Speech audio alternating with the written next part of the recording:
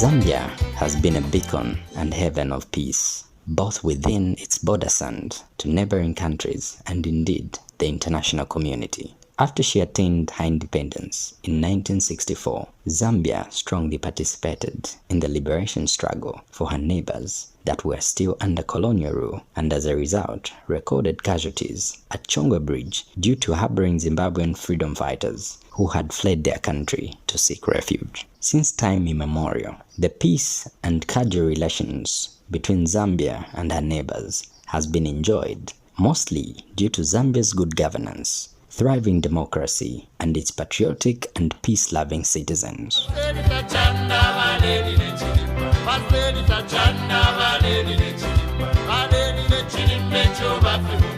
However, the peace that we boast of as a country is under threat due to some individuals that are putting their own selfish interests above those of the nation. Recently, we noted with great sadness and concern how our fellow Zambians participated in the slander of the government and president by voicing unfounded opinions in the Zimbabwean documentary dubbed The Grand Regional Scheme.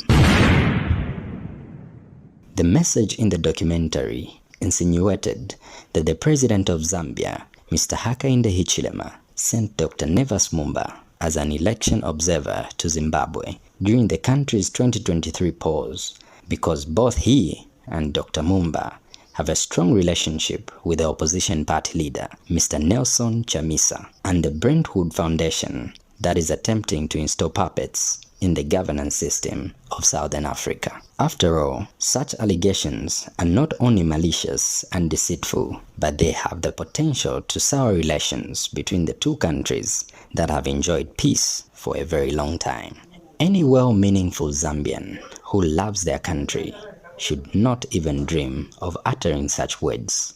It is disappointing that people who aspire for public office would stoop so low to bring their own nation in disrepute just to gain political mileage. The Republic of Zambia and its head of state, Mr. Hakainde Hichilema, respect the rule of law and sovereignty of other nations and have never, nor do they intend to interfere in the political or constitutional dealings of any country. It is important to note that it is as a result of the peace and good leadership of the president and the value that he places on running a democratic nation that these people even have the freedom to talk the way they are. However, as well-meaning Zambians, they need to know their limits. They need to know that the country belongs to all of us and not just the president. What they are doing is not only attacking the head of state, but the nation and its core values as well.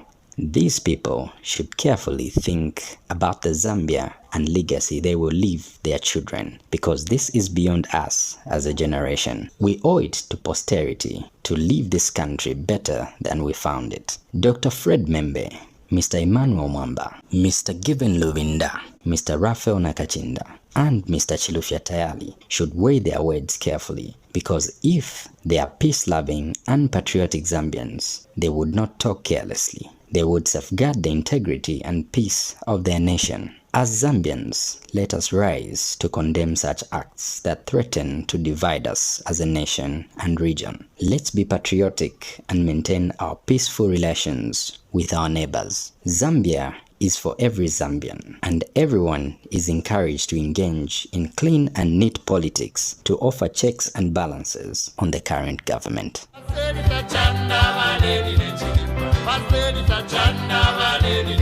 The act of these five is not only harmful to the interest of Zambia, but also constitutes an act of criminal sabotage against the sovereignty of our motherland.